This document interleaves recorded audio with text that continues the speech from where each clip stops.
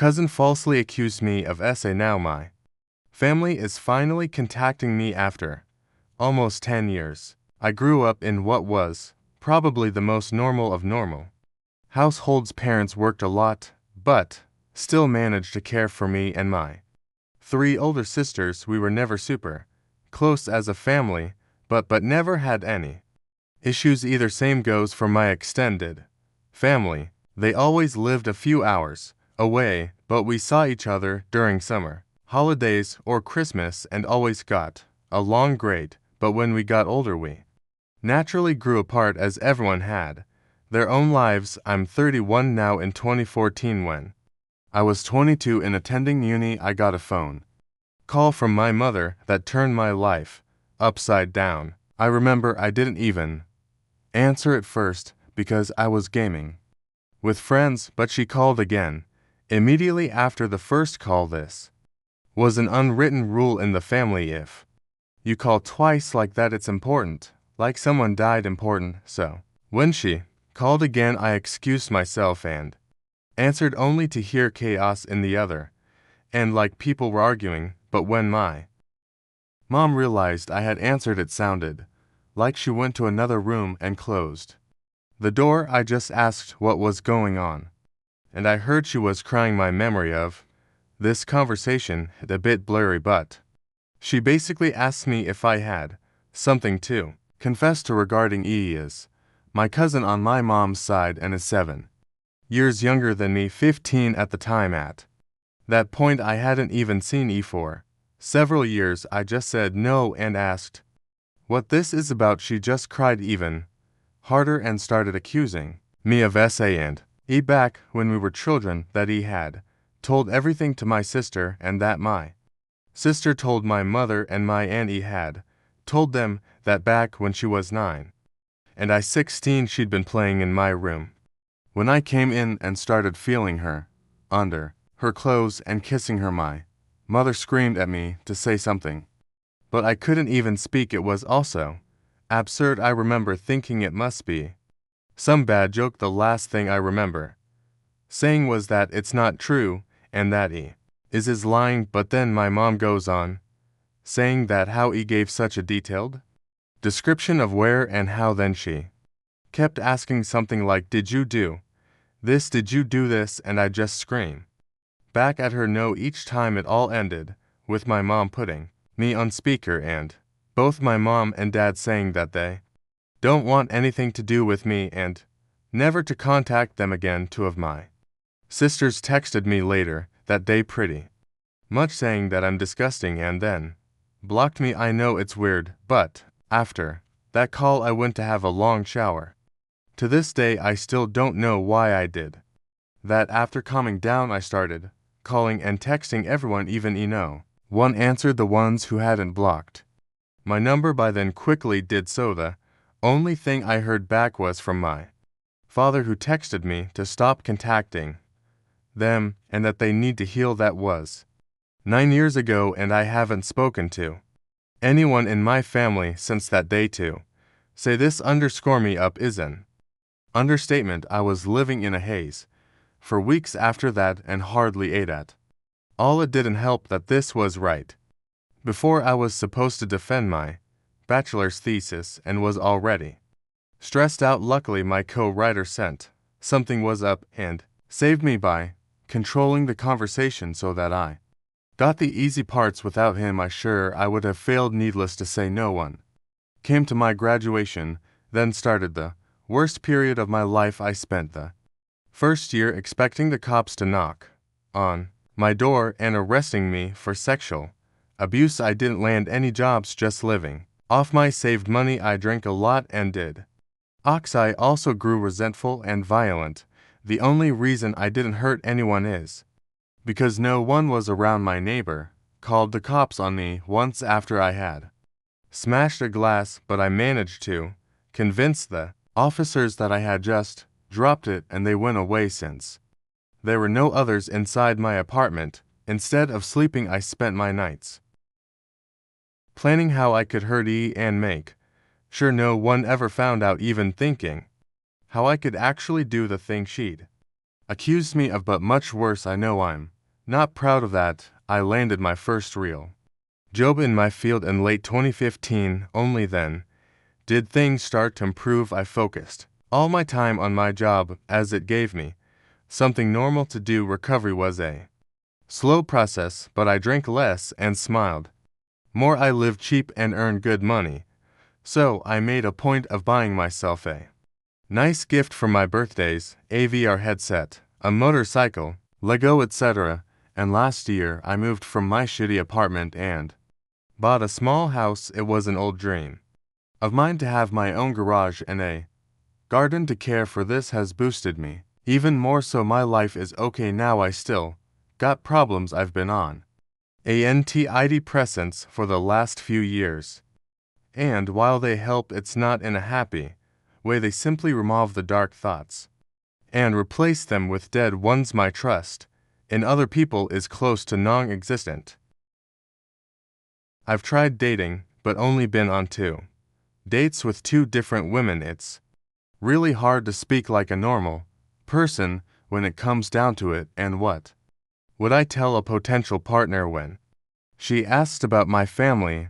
You know, they accused me of a heinous crime and we're not talking anymore, but I didn't do it. I swear my field is very male-dominated, so the only woman I really speak to is my therapist, who I like a lot. A few days ago I received a text from my mother. It felt unreal and I was scared to open it at first, so I just stared at the notification for hours before opening it. Yesterday a second text followed. Translated, they basically say, "Hi, my name. It's been so long since we talked. We miss you and want to know how you're doing." Here she writes a long text about my sisters and how my nieces and nephews are getting big. I didn't even know I was an uncle. Know that we love you and always will love Mom and Dad. The second text said, "Hi, my name. We understand if you don't want to talk to us after what happened, but please listen. Last month the subject of you was brought up at a family gathering. During this he was downplaying everything that had happened to her. It got so awkward that she finally admitted that nothing happened and that she probably just dreamt it. We were all appalled by this when we last spoke. We wanted to protect E and did the only thing we thought we could do. We know that's not excusing how you were treated. What he did was wrong and we're all angry at her.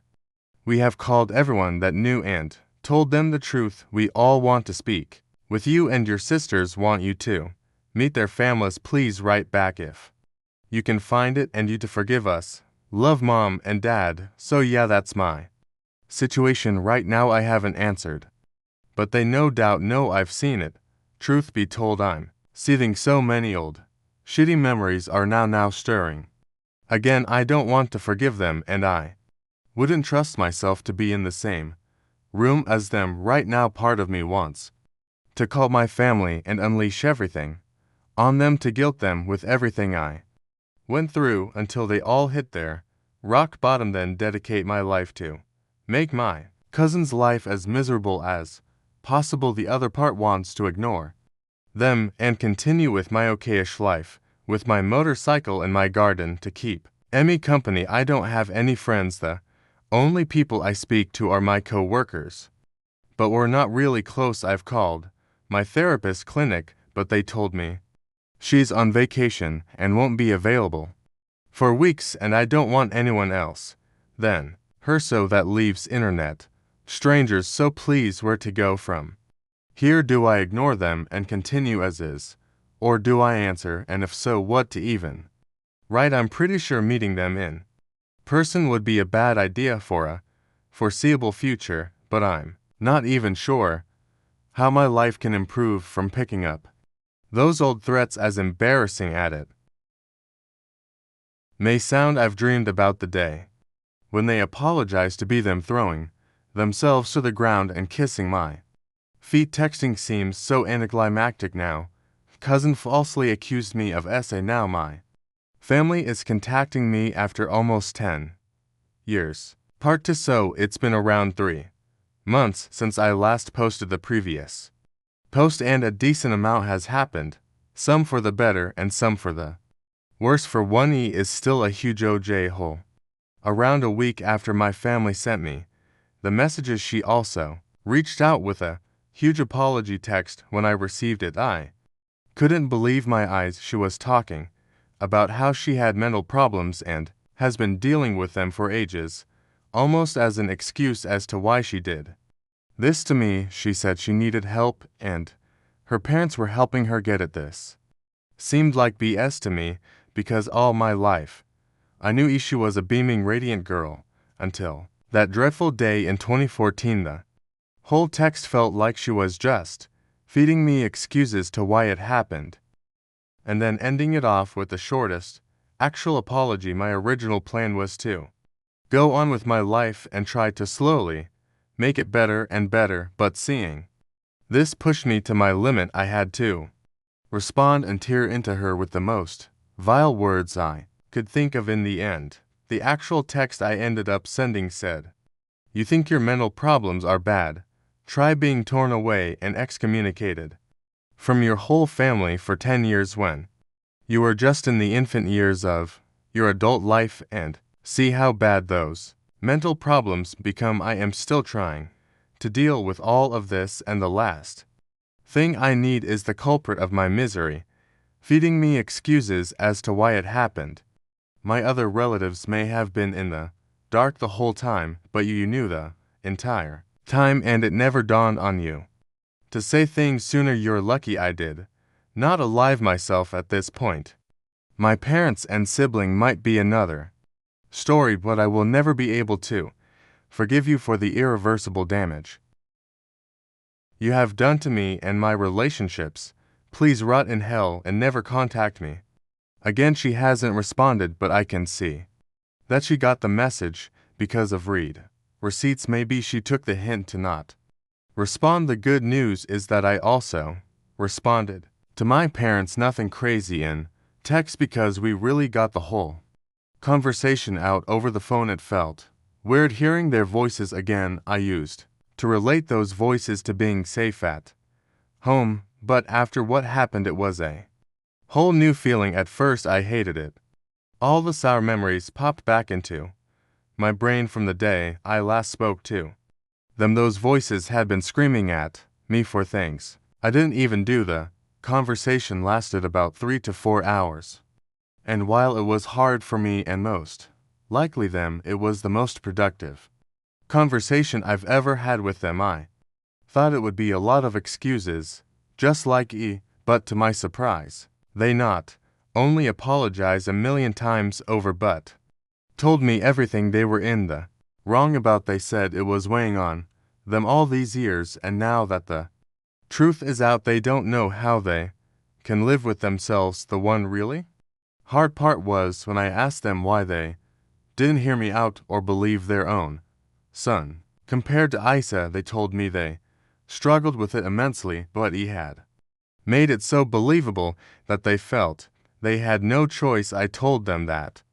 instead of just cutting contact, they should have at least tried to get me help, but they gave me nothing to work with. They said they knew this, and that was the hardest part. After the first year or two, they said they wanted to contact me and try to figure things out, but they ultimately decided that me, being who I was, would not talk to them, and things would just get worse. That got me heated a little bit, because who cares what type of person I am? What I really am is your son, and that comes first. At the end, we came to the conclusion that we will stay in contact. I am not going over to visit them or anything, but it's a start. While there is still so much hatred in my heart for them, I feel like things can get better, and that's why I'm somewhat happy. Since that phone call, we frequently check up on each other, and conversations are slowly getting back to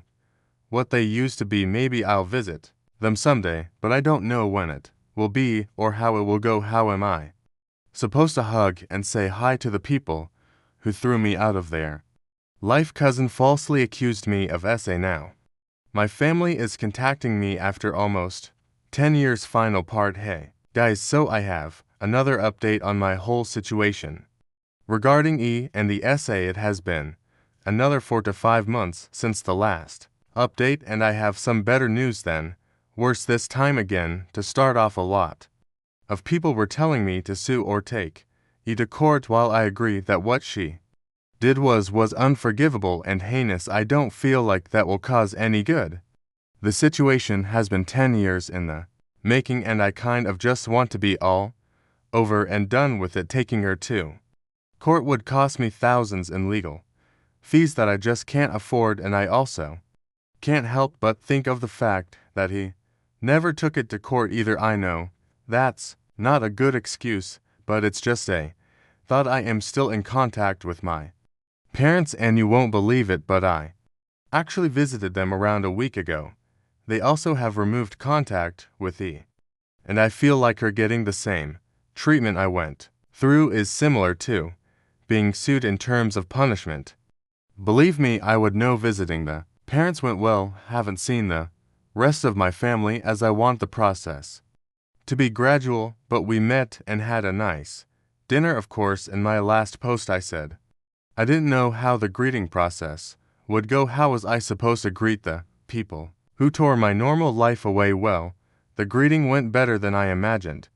I thought hate would win over me, but I actually felt somewhat relieved when I saw them. Is that weird? Maybe it was the fact that seeing them met, maybe my life was getting back to the normal it was before, but I don't know. I didn't hug them until after, because the conversation we had was pretty grueling.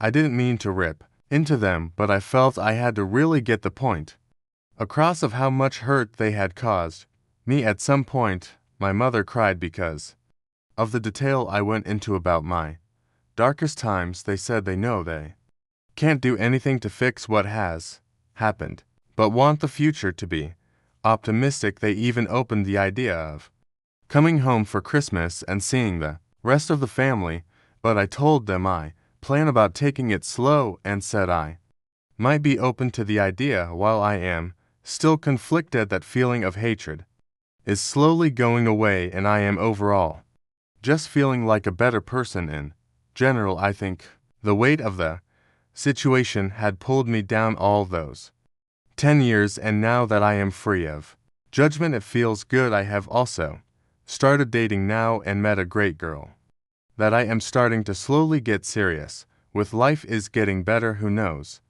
what will happen in the next 10 years after this, but for the first time in ages, I feel like things are going up. For all those reading, please use my story as an ID to your personal problems and grudges. Things do get better even if you have to wait 10 years.